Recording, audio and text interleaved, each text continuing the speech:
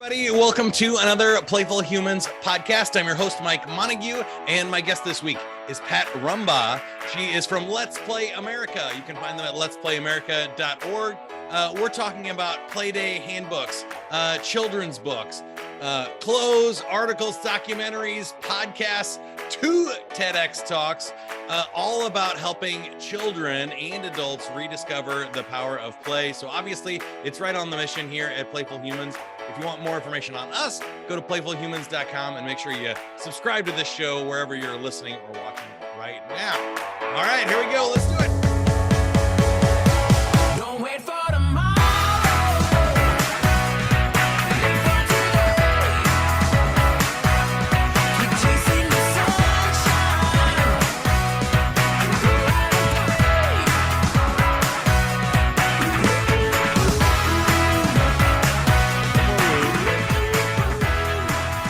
there you go, Pat. That's great. Showing all your cool stuff she's got lined up for her next play day. But before we get to that, Pat, we like to start with the joke of the week. The joke of the week is brought to you by the new Amazon precognition delivery. Get it yesterday. Now available at Amazon. Here's the official joke. My wife accused me of stealing her thesaurus the other day, Pat. I was shocked, appalled, aghast, and dismayed that she would accuse me of that. Oh, Mom.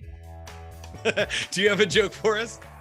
Oh, well, yes, I'd love to ask you. So, Mike, why did the elephant sit on the marshmallow? Why did the elephant sit on the marshmallow? I have no idea. Hey, kids out there, big and little, he didn't want to fall in the hot chocolate. All right. We'll go with that. That'll get us started there. And to get our conversation started with you, let's talk a little bit about your play days and what you have coming up here a little bit in DC. But people can get their own playbooks and make their own play days anywhere they're at, right? That is correct. So our nonprofit, Let's Play America, you can find us at letsplayamerica.org. On Saturday, September 24th, here you can see our flyer on our homepage. We are inviting everyone. I mean, you can be of any age, any background, any ability, it doesn't matter.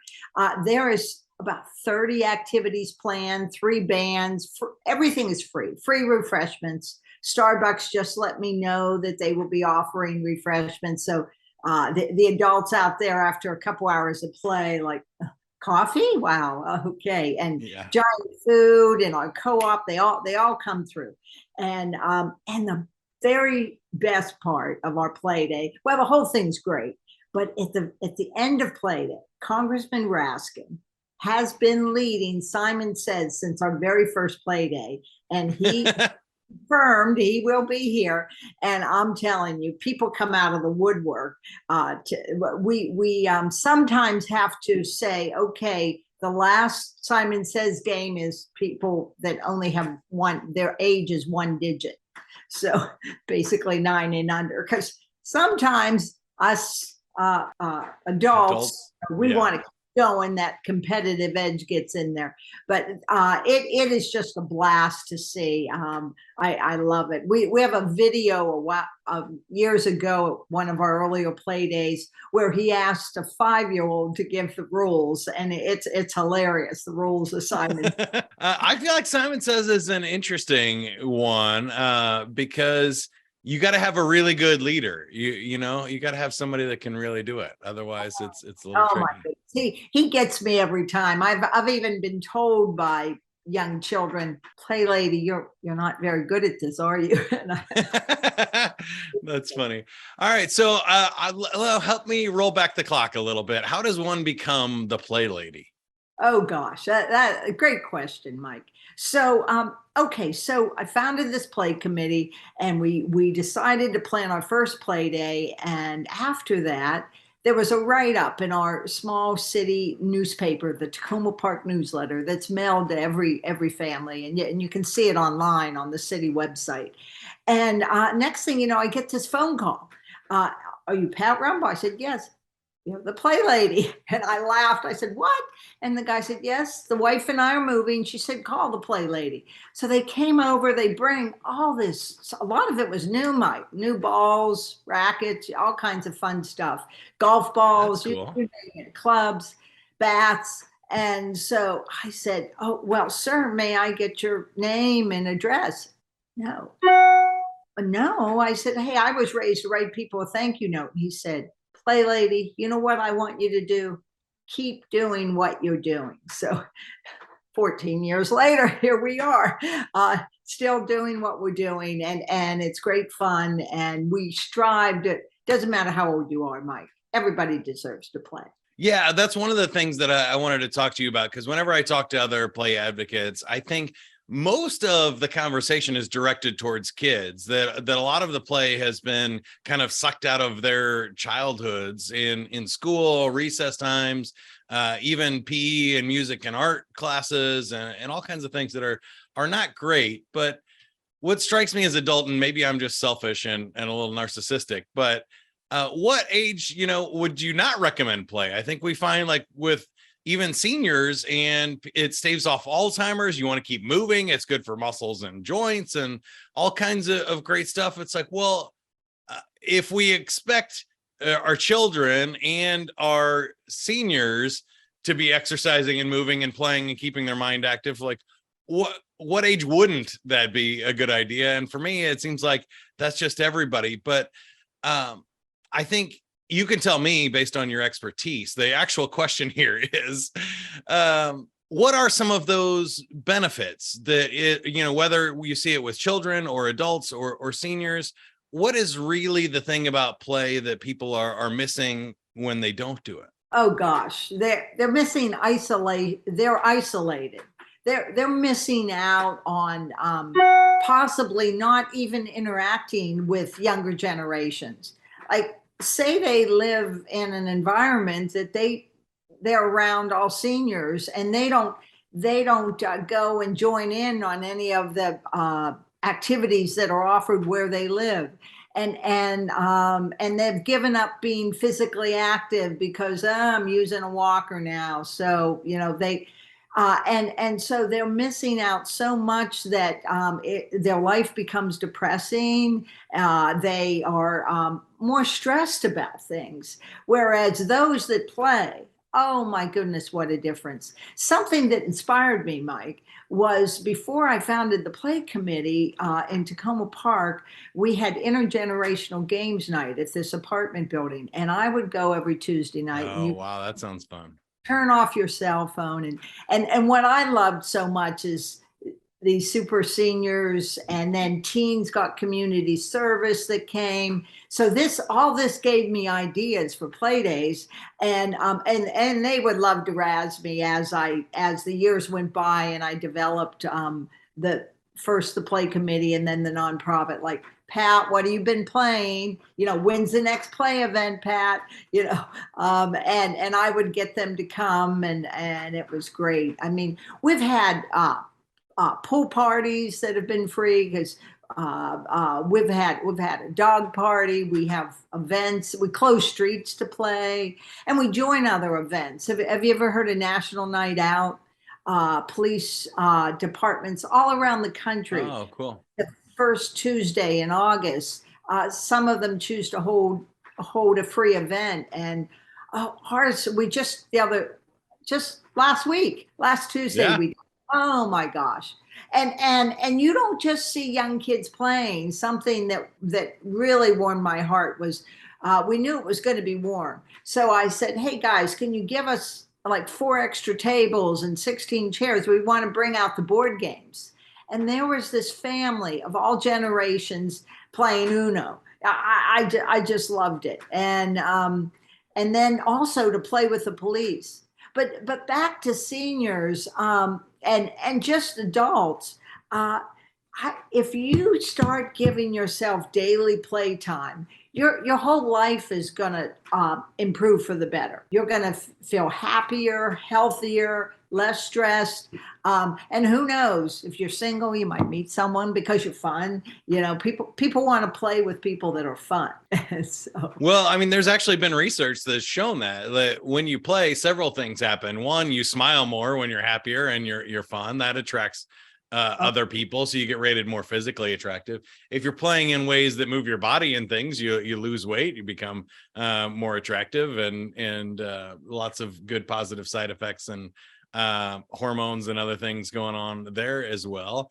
And then I think, like you said, there's the social side of it, and that you have a chance of meeting more people. That if you sit at home and you scroll on social media or you watch Netflix, your chances of meeting somebody are fairly low. So even just the opportunities go up, which is really kind of amazing, and something to highlight. But I wanted to go back to some things you mentioned there about the different types of play, because I think us as play advocates here, we know that there's not just one way to play. And sometimes people think that you have to be like a silly clown and wear a bow tie or a tutu or something to be playful, or they think you have to be physically active and it has to be, tug of war or tag or something, and they're not in that kind of physical space. But you mentioned board games, card games can be playful. There's lots of different ways to play, from Simon Says to creative games and art. So I wonder, as somebody, as a play expert like yourself, what are some of your favorite ways to play, and what are maybe some unusual ones that people don't normally think of? Well, favorite at the top of the list is I actually missed part of it today because it was rainy earlier, but Tuesdays and Thursdays I join people of all ages in these public courts in Washington, D.C., and we play tennis. And my 19-year-old intern, I've been teaching him, and Tuesday was just hilarious. One guy said, "Oh, he's struggling with his serve. I don't know if he's ready." And I said, "Come on now, be patient."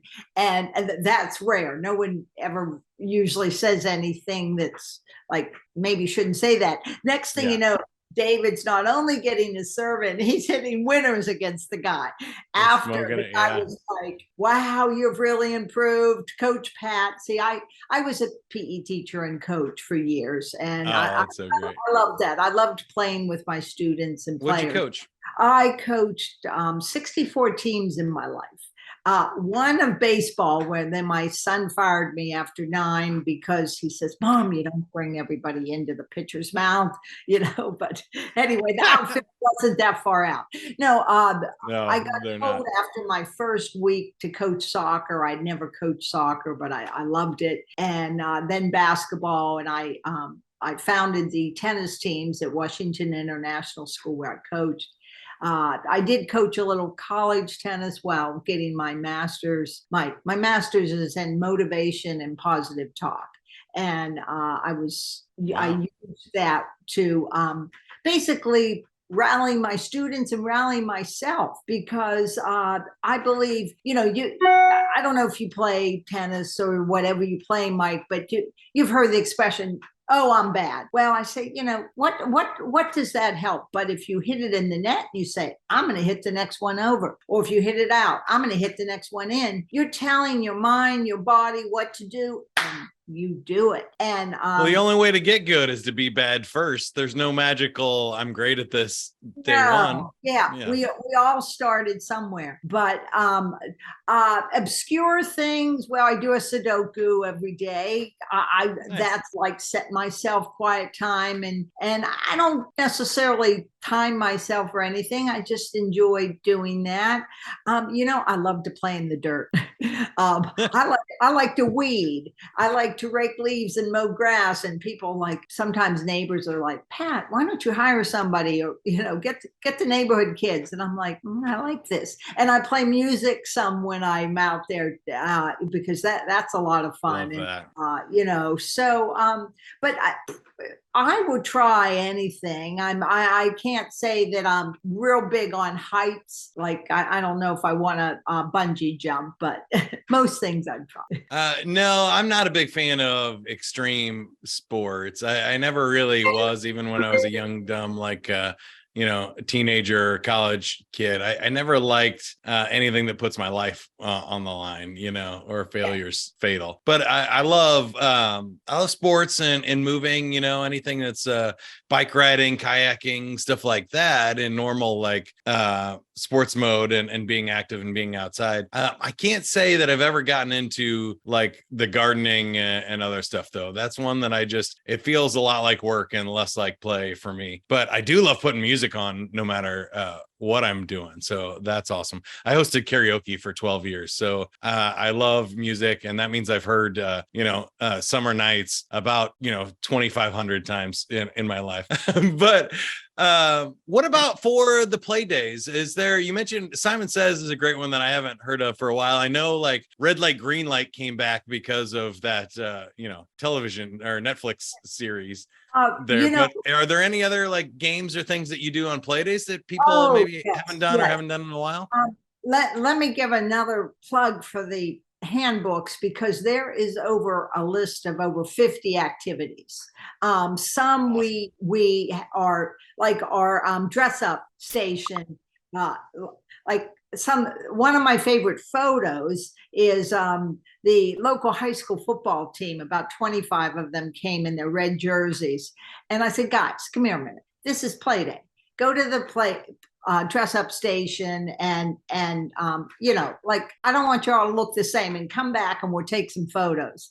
And oh my goodness, the guys put on tutus and all kinds of wigs and hats and what do you call those, boas, and they were just, and so it was so much fun. And then the funniest thing was people would come up to me, Pat, have you seen the football players? I'm like, what football players? I don't see any football players. Yeah. We have a mud pie lady, and so parents at first are like, yeah, I guess it's okay, and the next thing you know, they want to make one, and then we kind of like, if the child's kind of young, we'll say, well, it can stay here or it can go home, your choice, without the child knowing. And so then here, and we'll say, oh, thank you, that's gonna go in our mud pie collection. And anyway, we have these double Dutch ladies, Mike, and they are so good. I read about them, and so I hunted them down. I said, Robin, you got to come to play day. And they come to play day. And another favorite story, our Mayor Kate, a couple of years ago, we had them at our midwinter play day we hold in February. And I said, Mayor Kate, you got to try the double Dutch. Oh, no, Pat, I've never been able to do that. I said, you know what? Me either. But they taught me in 10 seconds. All right, Pat, for you, I'll try. Well, she didn't stop, kept going. And then every time I would see her, like for years, Pat, do you know I'm pretty good at double Dutch? Yes, Mayor Kate, I heard. Yeah. And we've had laughing yoga, regular yoga. Yeah. You name it. Laughing yoga. Floor hockey, because a lot of kids don't get to play that anymore. And so we try to bring back games that our grandparents play. And we have a giant chess set. We have a queen of the giant chessboard. She's 90 now. We used to have a king, but he passed away. And we have giant checkers and giant Connect Four and cornhole, and half the time giant anything is good. Giant Jenga is fun. Anything giant, it makes it more fun. And something that you probably saw this from my TEDx talks, the sidewalk chalk. I mean, we say to the volunteers, so teens, they receive 8 hours of community service toward graduation, and they do 3 things. They set up, they invite people to play, and they clean up.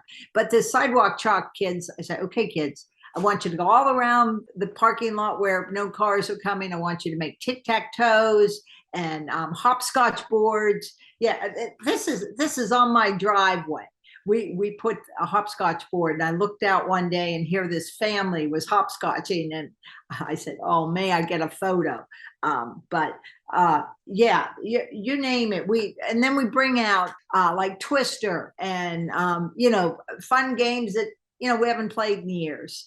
And it just is so much fun. And of course, there's dancing with the bands, and we're gonna have a kids band this year. We have a community band. They always kick off play day. There's the regular things, and then like one year, a girl for Girl Scouts was going for her highest honor, and she said, "Could I create an obstacle course and have it at play day?" And I said, "Now, wouldn't that be cool?" And I had to try it. It was a lot of fun. And so we're open to anything. We love when teams and groups and individuals volunteer and want to come help us. Someday, Mike, I believe we are going to have sponsors that I mean, we have sponsors, but they in-kind gifts and some donations, but we are hoping to bring this concept around the world. There is a larger. Let's talk business here for a little bit. We got about 5 minutes here. Let's talk about if somebody loves this and they're like, I want to do this. We got a park next to our house. I want to set up something fun. What are the logistics of it? It sounds like it's a free event. Anybody can come and have fun. And it sounds like most of it is donations and games you have laying around. And we all speak ball. So if you can get a bunch of any types of balls, you can have plenty of fun. But how does it work? What would you use the money for if you got it? Or if somebody wants to get involved, how do they help? Great question. So what I'd recommend, you could do a couple of things. You can email me, theplaylady@gmail.com or info@letsplayamerica.org.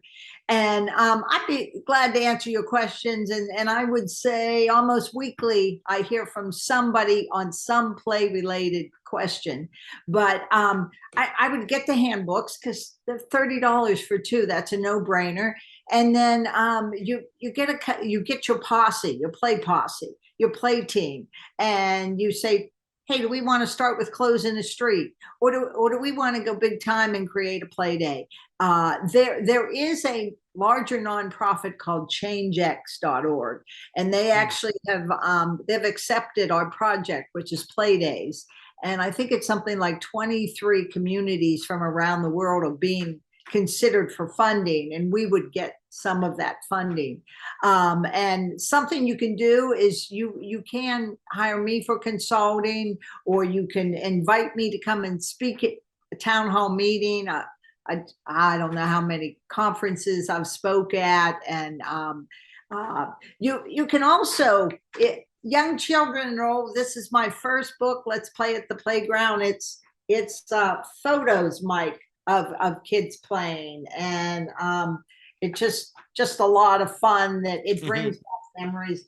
But this book is my recent book, Let's Play It Outside. And what I love about this is, I just love the book in general. My publisher came up with all these tips. They kept asking me all these questions. I'm like, do they not believe me, or do they really want to know? And then next thing you know, the draft of the book comes out and this is in there. And I said, perfect. Because, Mike, you and I that are play advocates, we're building our knowledge of what play does for people. But a lot of people, they don't even realize that going and spending a half hour at a playground, and doesn't matter your age, whether you swing or climb or slide or play hopscotch, you're going to feel so much better, and you're going to meet people, you're going to have a good time. And at first you might say, is this a waste of time? And then you realize how much better you feel, and you say, not only is it good, I need to do this more often. So that's what I found too. I mean, I think the benefits and the upside of it are ridiculous, and there's virtually no downsides. But what would you say is the hardest part about putting on a play day? Your focus of getting a nucleus, and once you have that nucleus, you need to decide right away where you're going to have the play day, when you're going to have it. You need to check your community's calendar. You don't want to hold it and everybody's going to be at the local baseball game or Yeah, whatever. barbecue or something down Yeah. across the street. So all those tips are in the handbook that really is a lot of fun. I'd love for you to read it and have me back and we talk about the that nitty Yeah, I gritty. think you've inspired me. I want to do that. Our local town here, I'm in Kansas City, but Lenexa is the suburb, and we have a really great, huge park that has an annual barbecue, and there's theater in the park, and there is different games. They had a big obstacle course play day for kids last summer. I didn't see it this summer, but it was like a triathlon type thing where you ran around the pond and then you rode your bicycle through this obstacle course. And then I forget what they had at the end. It was like a sprinkler type thing, but they had different, like a bike car wash set up that you had to ride through and stuff for the kids. It was super fun. And Who put that on? Cool. Was it the recreation department or was I think it was Parks and Rec. Yeah, I think the Parks and Rec here are really good. They keep up great trails and great events, do concerts in the park and all kinds of good stuff there. Wow, So love it. They would benefit from knowing about this because, you know, what's unique about a play day is everyone's different. Everyone is different. And so every community and when you have a facility like you're talking about, that's a no-brainer. That's where we hold the play day. Yeah. And I remember we had 2 play days, and this guy said to me, Pat, we need to have a winter play day. And I'm like, oh, are you kidding me? And it's because I'm not going to say that it's like simple. It does take time and energy, but then it's so worth it. Like I can't go anywhere in my town without people saying, hey, when's the next one? What's going on? Yeah. All right. Well, are you ready to play a game? Oh, absolutely. Yeah. All right. It's that time. We are spinning the wheel and we're going to see which one you land on. You got Survey Says. Survey Says is pretty easy. You know the rules of this one. We surveyed 100 people. The top answers are on the card. If you get one of the top answers, you win. If you get 2 out of 3, you win the whole game. So question number 1, name a part of your body that never stops growing. My hair. Hair is the number 1 answer. You nailed it. All right. Those of you playing at home, your fingernails, your brain, your feet, your bottom, and your stomach, all also on the list there. I'm surprised ears didn't make it. I thought ears and might be up there. Okay. Name a reason you might make your spouse get out of bed in the middle of the night. Smell smoke. Yes, I will go with that one. We're going to say checking a noise, an alarm, or smoke was number 1. Ignoring, snoring. Snoring is, of course, number 2. Attending to a baby, you feel sick, or to get a glass of water. Feel like that one. If you're not doing that yourself these days, I might be a little upset as a spouse if you wake me up for some water. But, you never know. Some people might be in. Okay, last one. This is the fun one. You get this one, you win. Name someplace a drunk astronaut might park the space shuttle. Where do you think? A drunk astronaut might land the space shuttle. Land the space shuttle. Oh gosh. I'm gonna have to say this is a hard one. It's tricky, but there's lots of good answers on here. Okay. Cape Canaveral, Disneyland, Disney World. Oh, Disney World. I'm gonna say is not on there. We got the ocean, the wrong planet, the moon, another country, an airport, or Earth, which is pretty much everywhere. So maybe Disneyland counts in there. Either way, I think the 2 half points add up to 1, and you win a free 30-second commercial for letsplayamerica.org. You can check out the Playday handbooks, more articles, documentaries, podcasts, 2 TEDx talks, all kinds of information. And you can reach out to them on social media as well. Letsplayamerica.org. And Pat Rumba, any asks or gives for the audience? How can we help you or you help us? Oh gosh, if you're hearing this and you would like to donate to Let's Play America, that's always more than welcome. But more than anything, I hope that this will inspire you to go out and play. Reach out to me if I can help.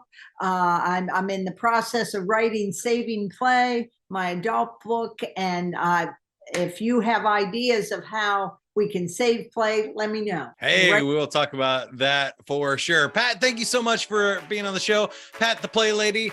For more information on Playful Humans, you can go to playfulhumans.com. Don't forget, if you're not subscribed already, do that wherever you're listening to this podcast or on YouTube. If you're checking out the video, always a great place to follow us as well. There's playful quizzes on the website. There's a playful community of other adults rediscovering the power of play as well. And you can always reach out to me if there's anything I can do to help you or your organization or community play.